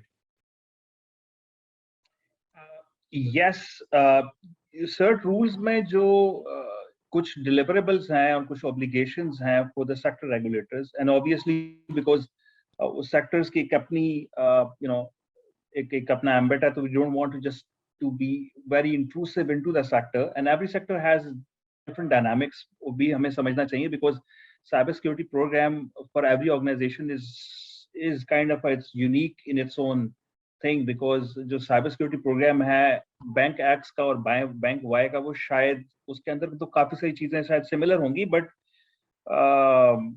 execution would be a lot more different for every organization, right? So sectors की तो बात ही, और आप देखिए for example State Bank है, उसके एक different dynamics हैं, और SCCP है तो उसके completely different dynamics, right? So as a telco. So coming to that, so उसमें जो certain rules हैं, उसमें there are certain deliverables for every sector जो common है. For example, policy बनानी है, strategy बनानी है, BA बनाना है, plan बनाना है, risk का plan बनाना है, अपने जो proactive और reactive services हैं, जो आपका framework है, वो बनाना है. अब उसके अंदर किस चीज को कितना weight देना है, they have to decide themselves. And one of the thing is the point which you mentioned is the information disclosure. कि आप accept करें, आपके plan का हिस्सा होगा, वो फिर पूछा जाएगा कि यार आपने क्या, आपने क्या अपने sector के अंदर mandatory किया है कि आपने have to engage the your customers and your clients and your stakeholders के exposure हुआ है कि नहीं हुआ, किस level का हुआ है, and is there a time frame for it, क्या कोई उसमें root cause का आपने mandatory रखा हुआ है कि नहीं. So that will be part of that plan. And awareness will be part of that plan as well. Yes, so awareness भी उसका है, mandatory awareness उसका part है कि every sector regulator have to mandate his business कि वो उसको mandatory awareness campaigns चलाए for the consumers in the sector, because that's how we can, we have to understand our dynamics as well. We are a kind of a society जो कि it's 15 to 20% out of school children who have never been to any educational environment. So we cannot expect society to behave in a way where there's 100% literacy rate. Although कि हम शायद अपनी quality of service को तो उसी level पे expect करेंगे, right?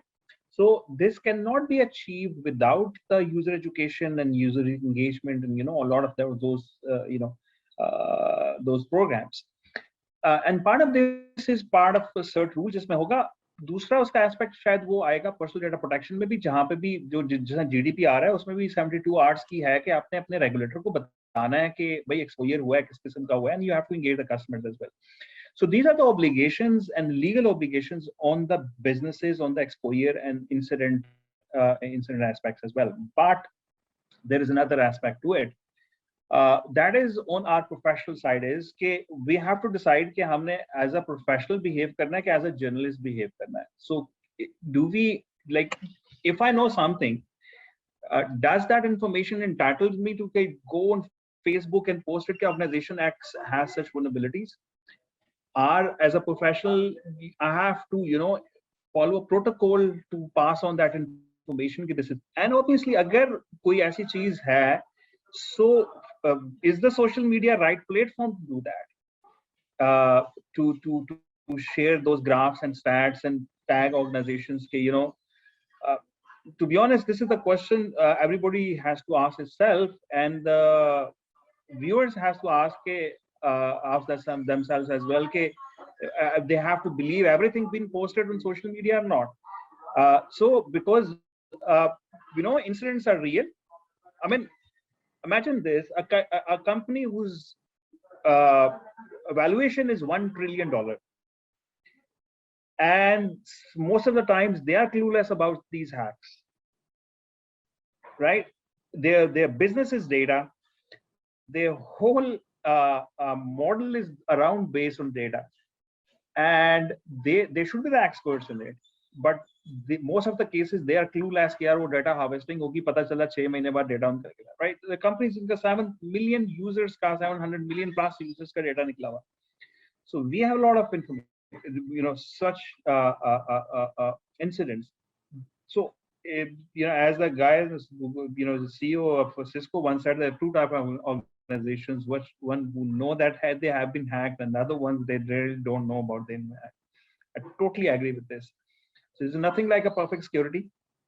तो हमें ये देखना है कि वो कुछ यूजर एजुकेशन वाली साइड पे भी है कि क्या हमने हर चीज जो कि सोशल मीडिया पे आएगी उसको कंज्यूम करना है और उस पर रिएक्ट करना है, या we have to be more sensible and stable. We have to see and be responsible and expect organizations to behave like that. And obviously regulators की अपनी requirement जरूर है, शायद वो हफ्ते बाद जवाब देंगे, महीने बाद देंगे, but they have the legal requirement to answer on that, and they have to come back on that.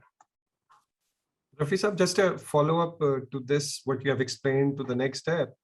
When you say there's a legal requirement to answer that, so we're talking about accountability measures as well in terms of fines and some rules and regulations around that as well. Is that part of the policy yet, or it's afterwards you're going to see when you start implementing it, and then you have some accountability measures around it?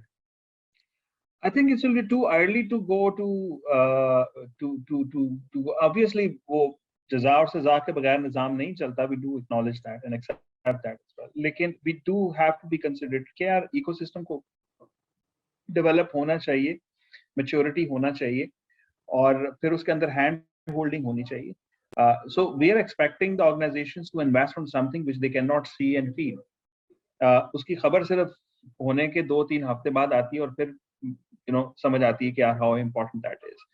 So that's why वो security को शायद लोग इतना value भी नहीं करते कि उसकी फिजिकल एम्बियंस नहीं होती है. आईटी पे डेटा सेंटर्स नजर आते हैं खड़े हुए, सॉफ्टवेयर जरा होते हैं, तो सिक्योरिटी की पॉलिसीज और कंट्रोल्स नजर नहीं आते, तो इस वजह से इन्वेस्टमेंट भी जरा कम होती है. तो अगर हम साथ ही क्लब कर देंगे उसको फाइन्स के साथ इनिशियली, तो थोड़ा सा एक इशू होगा. I think we have to trust our businesses and regulators. Obviously regulators can do whatever they want because उनके पास तो पावर है, वो फाइन भी कर सकते हैं, लाइसेंस रिवोक कर सकते हैं, they can take X number of measures within that sector. But for as अगर मैं कहूँ कि यार क्या मैं by law इस चीज को लेके आना चाहिए कि वो थोड़ा सा एक चैलेंज होगा. लेकिन पर्सनल डेटा प्रोटेक्शन में फाइन है, बिकॉज एज आई सेड कि प्राइवेसी एंड सिक्योरिटी बोथ को है, वहां पे फाइन है, वो इन लाइन है GDPR पे, और उन्हीं तरह से वो आप draft is on the website, you can see कि किस चीज पे कितना फाइन है, और कितना उसका इम्पैक्ट होगा. Aksa, over to you. Thank you. So I don't think there are any other questions. We did have someone ask Madam Mubin's if there are any loopholes in the current cybersecurity policy. So if there's anyone who would like to comment, because I know that Dr. Rafi and his team have been very open in terms of receiving any sort of feedback. Please, so, I can tell you how many कौन से loopholes हैं, because I'm one of the authors, so I can tell you how many loopholes are there. No, but I do know that your team has listen. always been very, very receptive to feedback, and I think that's the best way to, of course, take it. I understand that this is the first policy that's come out in Pakistan, and even a lot of us might think that it's a few years too late, but it had to happen. And as you rightly mentioned, that you're working with the right sort of like parties, whether it's engaging all regulators, whether it's engaging the industry, and now also engaging, I think particularly importantly is the academia side, because end of the day, before you join in, we were talking about how skills or that development of that talent pool remains a big challenge across all industries. So whether it's the vendor side, whether it's the the other like industry side, that remains a challenge. So if there's anyone who'd like to share some constructive feedback on the cybersecurity policy itself, or this session on how we should improve, please feel free to do so, and then we'll head towards our closing. Should I please? Yeah. About the question that was asked to me, actually, I would, and it's a great pleasure that Dr. Rafi is here, and I really hope that he can enlighten me and all of us that how, if I'm wrong or right in these points. But there are certain things that are actually being noticed in the cybersecurity policy, and first is that there's a mention of a central entity that will be dealing with all these things. And but we have not mentioned anything regarding who would be that central entity, who are those members. And we have actually seen in the past that there was a command force to be created between civil and military people, but that never happened. And now we are talking about the entity. We don't know what entity that is and who you are going to give your powers to deal with all these things mentioned in the policy. And then one thing that I feel is that that it is an initiative taken by Ministry of IT. Don't you think that Ministry of IT should collaborate with other entities as well, so that the IT and information security gap and the revenue generation thing must be addressed in a better way? And there is another point addressed in this cybersecurity policy, where we see that it's there's a mention of cyber security by design, but we don't see privacy by design in that policy. And one thing that I was a little critical about is the mention of CIA triad in it, where we see that and we have seen tremendous attacks like K Electric or other attacks, vice versa, that where the data was made available for the public, but the confidentiality and integrity in that manner, how to ensure that, first of all. And then we have the mention of CERT, national level CERT.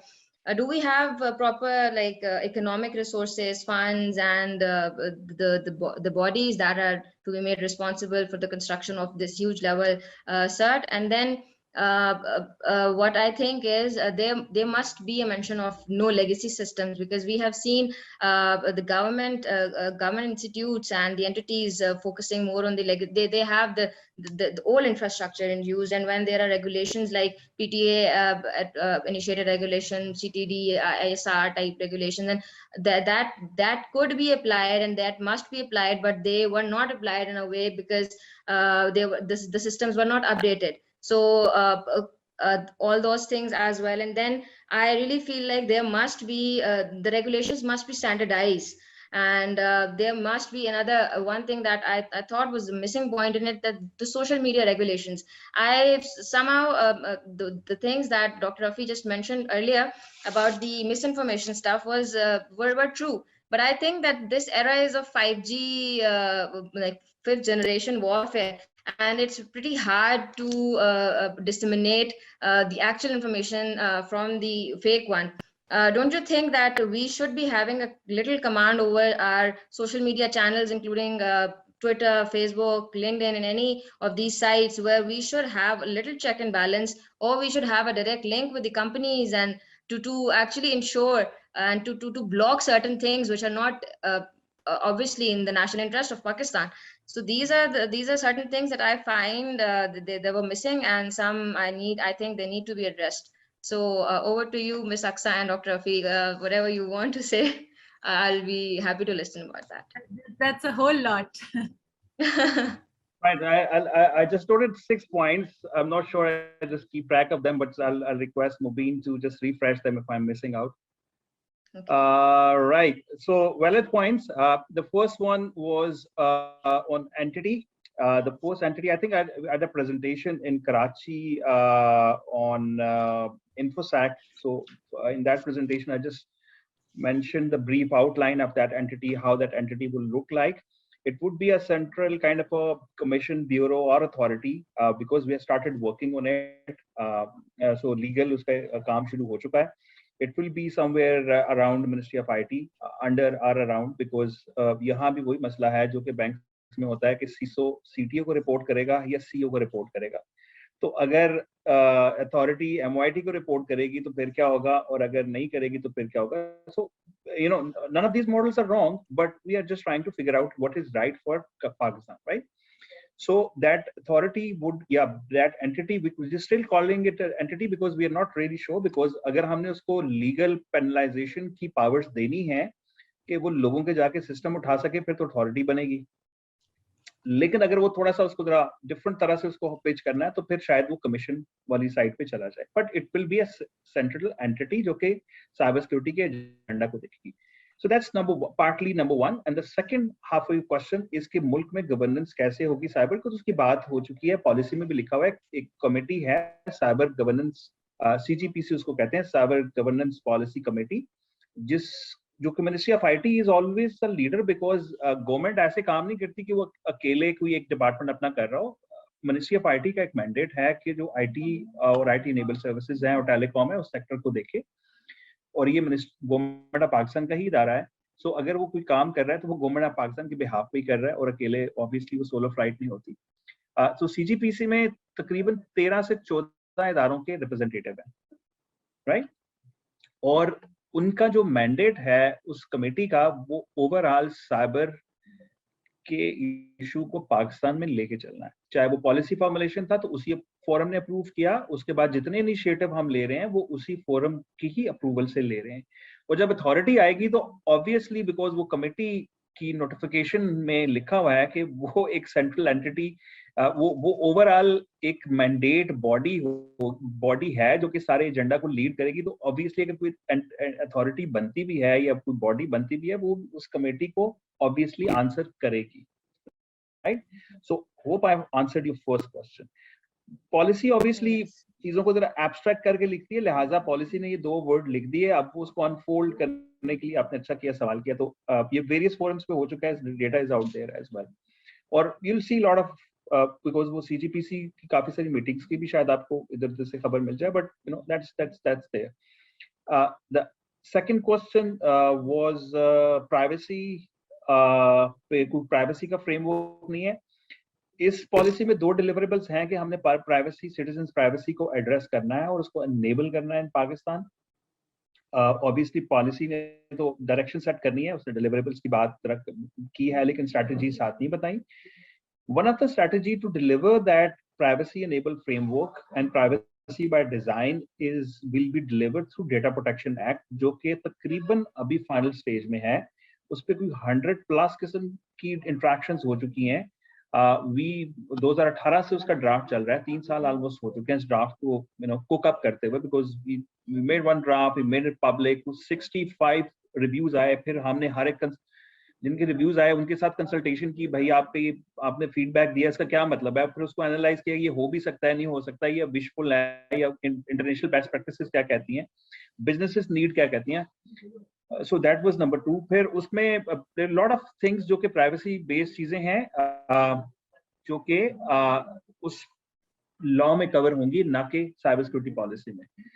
So that's your second point.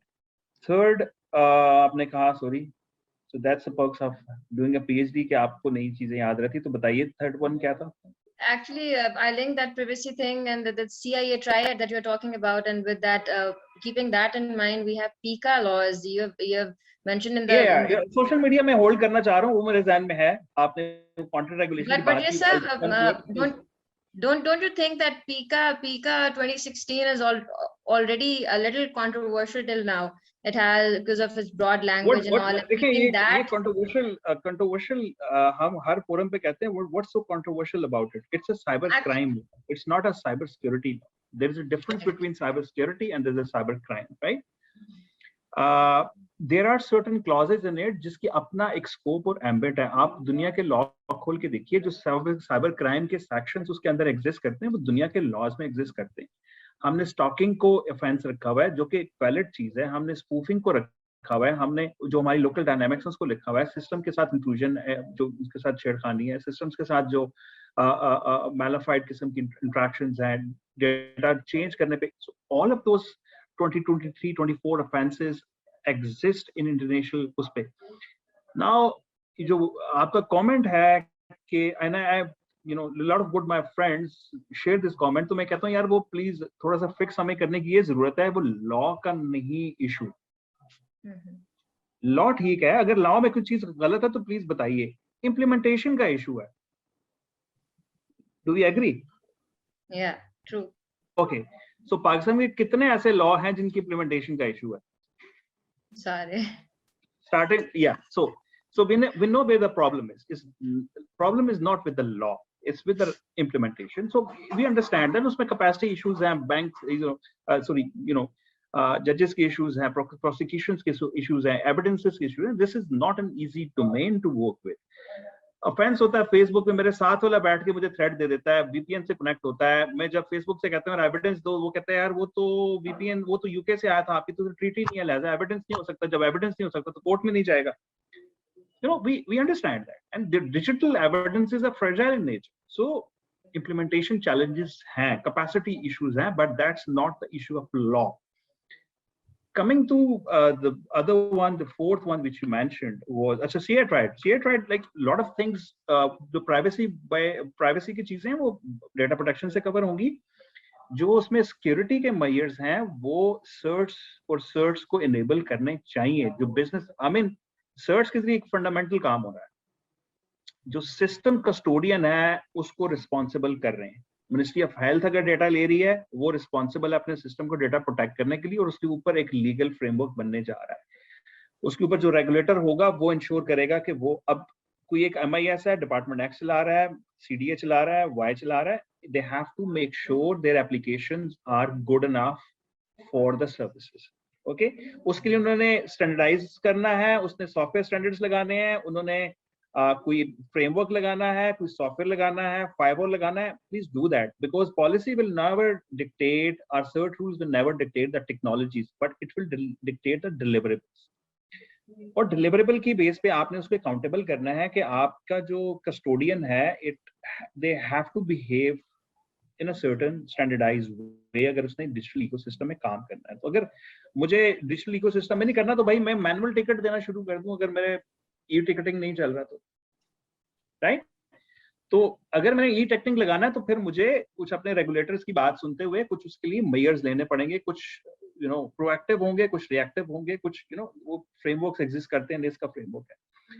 Now the last point which you mention is a serious misconception that we have to control and regulate everything on the matter of national security. मैं cyber security का बंदा हूँ, मैं still ये समझता हूँ कि content regulation जो है, it's a broader subject. It's not the subject of cyber security itself. To be honest, misinformation, disinformation is not a matter of cyber security. Information assurance is actually, right? It lies into a slightly different, a sister domain, which is data governance, right? Who will manage data and under what assumptions and powers it will, and who is responsible for that? Data management platforms हैं, so उनकी different contours हैं, उनकी different responsibilities हैं. Obviously हम नहीं चाहते कि किसी का business बंद हो मुल्क में, companies business करें, लोगों को platforms मिलें ताकि उस पर interact करें, share करें, एक meaningful ecosystem develop हो. But it's not a matter of cyber security, to be honest, right? Content regulation is slightly different domain, जिसके लिए पीका के अंदर section 37 exist करता है, जिसके अंदर rules बन चुके हैं, मेरे ख्याल से 2-3 हफ्ते हुए हैं. वो तीसरी कोशिश है गवर्नमेंट ने बनाई है. पहली दफा बनाया तो शायद किसी को पसंद नहीं आया, दूसरी बार बनाया तो फिर किसी और को पसंद नहीं आया, तो अब फिर तीसरी कोशिश पे वो अभी मेरे ख्याल से पब्लिश हो गए हैं. And they are very liberal. उसमें कोई इतना उस पे इन्होंने कहा कि कि यार वो वाइडली एक्सेप्टेबल है बिकॉज वो इतने सख्त नहीं थे. अब ऑब्वियसली कंटेंट रेगुलेशन के लिए साइबर क्राइम में अगर वो चीजें एग्जिस्ट करती हैं तो उसमें हमें ये देखना चाहिए कि there 3 players, state, platform and the user. तीनों को अपनी रिस्पॉन्सिबिलिटी समझने की जरूरत है. अब स्टेट सब कुछ नहीं, जितनी लेवल से ये डेटा जनरेट हो रहा है, आपका ख्याल है कि क्या स्टेट के पास कैपेसिटी है कि वो टिकटॉक की एक वीडियो खोल के देखे कि क्या हो रहा है? पहले तो मुझे आप ये बता दें कि हमारी नेशनल लेवल में मोरालिटी की डेफिनेशन है क्या, right? So these are the very sensitive things we can really not put into the cyber security domain. Obviously there's a national overlap between these 3 domains. I'm just taking the liberty from working in this subject, so I'm trying to just convey this message that it is a challenging domain for everyone, not just in Pakistan. Europe के लिए equally challenge है. Australia के आप content regulations देखें, वो दुनिया में सबसे सख्त है. दुनिया में सबसे ज्यादा सख्त डेटा प्रोटेक्शन का जो लॉ है ना, वो ना तो चाइना में है, ना रशिया में, ना नॉर्थ कोरिया में, वो यूरोप में है, राइट? अशर साहब वुड एग्री बिकॉज GDPR की कंप्लायंस करते करते यूरोपियन कंपनी GDPR मतलब आप देखें फेसबुक और गूगल पे $5 बिलियन की लिटिगेशन लगी हुई है, तो वो किसी रीजन की वजह से है, right? So it's a challenging domain, and every stakeholder, the businesses have to be slightly more proactive in content moderation. Obviously they cannot moderate everything. लेकिन यूजर्स को भी समझना है कि यार हमारी लोकल सेंसिटिविटीज क्या है, राइट? अब I cannot just put everything on my social media because I have just given this opportunity कि यार I can just do whatever I want. And obviously state की जो dynamics हैं, they are very very important as well. उसको भी हमें सामने रखना है. We cannot ignore because it's ultimately देखें physical domain में मेरे पास खाना है ना, मैं जाऊंगा प्रोटेक्शन मांगूंगा कि यार देखो मेरे साथ ये हो रहा है, मुझे मदद करिए. तो साइबर में भी ऐसा ही है, साइबर में भी स्टेट रिस्पॉन्सिबल है, right? But because the domain is very challenging, evidences are fluid, right? So we have to understand. So these three state, and obviously it cannot be resolved. There's no quick fix. If you just read through the content regulation, content moderation or regulation models across the world, you'll be amazed. Hope I answered your 5 questions. Just one thing I quickly want to say is, you're talking about social media not being considered under the domain of cybersecurity, but you have seen the disastrous effects that social media has been carrying since many years. And from the election campaigns being altered through social media, through targeting our national scientists through social media, and there, I don't want to mention the name of the state, but Okay, if I I know can, where you're going. it is Russia. You know, we have Russia that has IRA specifically working for this social media re-engineering and engineering of all these things. So obviously, if things are challenging, that does not mean that we don't have to take these things in consideration. We actually need to work on these things, because this era, actually, this is the era of misinformation and disinformation, and we have seen disastrous impacts. You people belonging to the industry and touching the practical and technical aspects of all these things must not forget that there is a political disastrous effect of these things when it comes to state-to-state negotiations and state-to-state cyber attacks. I mean, इससे कोई disagreement नहीं है, इससे कोई disagreement नहीं है, मैं acknowledge करता हूँ, और ये core जो हमारे technology based risk है ना, उसके context में नहीं आती. ये social risks में शामिल है, right? अब क्या उसका हल सिर्फ content moderation है? I mean, that's very, very challenging, to be honest. Second, क्या हम companies बंद कर दें? बहुत मुश्किल है. क्या हर किस्म के प्लेटफॉर्म्स पे हर किस्म की इंफॉर्मेशन को हम अलाउ ना करें? Obviously, we cannot just live in kind of a bubble जहाँ पे हम कहें कि यार, you know, nothing can be posted without someone's approval. So it's a challenging domain. Now, there's a slight overlap when we come to the social side of the risks, right? Not the technology side of it, because cybersecurity purely deals with the technology plus other, you know, sort of those risks, okay, intervention of technologies. These are the social risks which are there due to technology and information dissemination, say proliferation, say. Now, does the answer to these things lies in the cybersecurity? Yes, part of it कि हम कोई अच्छे filter लगा लें, AI filters लगा लें, algorithms अच्छे हो जाएं जो कि for example slang को capture कर लें, abusive language को capture कर लें, nudity को capture कर लें, you know, कुछ थोड़ी सी trustworthiness model के. I happen to work for Oxford study, you know, it's almost 7-8 years now. That was trustworthiness models for social media, right? वो paper I think वो published भी है. So it's 8 years ago कि जहाँ पे वो इसी exactly social gaps की वजह से कुछ एक issue create किया गया, and then we did this study. But to be honest, answer is very, very challenging. Part of that answer will come from the technology, but a lot of answer would be somewhere on the awareness side. And, you know, over-regulating something may not be the final way to push the things forward. And I think one Thank of you, the, Dr. Afisab. I'd like to add in here that that was really well taken also, and I think Mubin, thank you for sharing that constructive feedback, and of course, you know, your own opinion on this. I'd just like to quickly ask if Asif Saab and Shafiq Saab, if there are any closing comments. In the interest of time, we'd now like to move towards our closing. Nothing more to add. Mashallah, Rafi Saab or Dr. Mubin Sahaba ki jo conversation thi, I think they have covered a lot of aspects. Rafi Saab ki bahut aspects se isme direct, because I believe was his participation in the policy itself. So he was able to directly answer those questions. This conversation can carry on for hours, you know. This is an interesting area. Absolutely. And I think one of the things that Mobeen was also trying to address, the fact is that a lot of these things need to be put into separate boxes. So, Pele, the role of the regulator, Pele, it used to be Joby cheese, it was unfavorable. It was just like a hard stop, we would just wanted to block it. Now, the fact that there are more and more policies, regulations, and guidelines coming in, that goes to show that, the government is also looking at understanding how to navigate these things, because at the end of the day, as you said, it's not like social media ke bagair guzara. It's not like itna sara data collection from both ends, whether it's e-commerce, whether it's other digitization. All of this will continue to grow, but how do we sort of, I think, put it into the right boxes and try and navigate that without being too heavily regulated or controlled? I think that's the fine balance that all of us need to work on. So Shafiq Saab and Ashir Saab, if there are any closing comments from your end, and then we'll.